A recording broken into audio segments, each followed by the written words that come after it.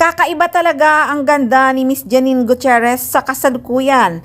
Lalong gumanda at blooming na blooming, kumbaga sa bulaklak namumukadkad ang ganda ng aktres. Namumukadkad na sunflower ni Jericho Rosales.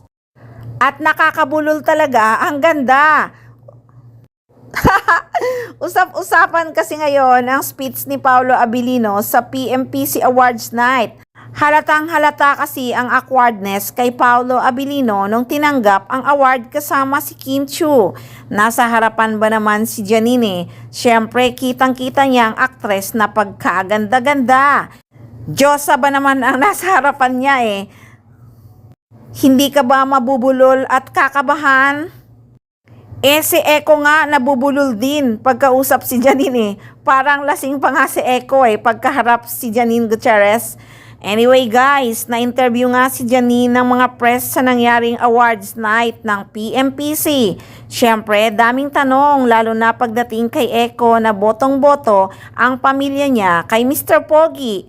At masayang-masaya talaga ang aktres sa natanggap niyang awards na Best Supporting Actress sa seryeng Lavender Fields na talagang pinaghirapan niya.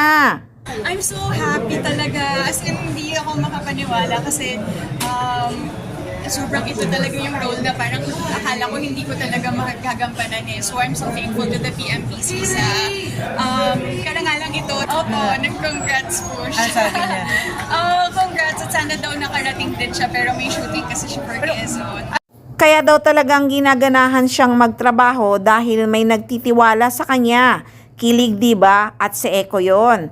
Pero comment nga ng ilang mga fans, sana daw wag matulad kay Kim Jones na hiniwalayan din ni Eko. Lalo na pag na-inlove si Janine, bigay todo. Kaya pinag-iingat ng mga concerned citizens. Aniya nga ng isang concerned citizens, ang masasabi ko Janine, sana pag-isipan at pag-aralan mo lahat kasi kapag in love ka, bigay todo ang pagmamahal mo sa isang tao. Sana di ka lukohin ni Eko kahit divorce na sila ni Kim Jones. Kasi hanggang di pa kayo nagsasabi ng totoo sa madlang people, di pa kami naniniwala unless kung nag-propose na si Eko. Hope so. Nako guys, ang mga parents nga ni Janine sobrang tiwala sa kanya at hindi nakikialam pagdating sa love life ng aktres kasi sobrang tiwala sila sa aktres pagdating sa pag-ibig. Bigay todo man ang aktres pagdating sa larangan ng pag-ibig ay alam naman niyang i-handle ito. Di ba nga sabi niya pag mahal mo ang isang tao, kilos-kilos din, huwag pa kipot-kipot. At di ba ang katwiran nga ng aktres, pag mahal mo ang isang tao, sabihin mo, bago mo pagsisihan sa bandang huli. At hindi na pakakawalan ni Jericho Rosales si Miss Janine Gutierrez. Dahil si Miss Janine Gutierrez ang the best thing that ever happened to Eko.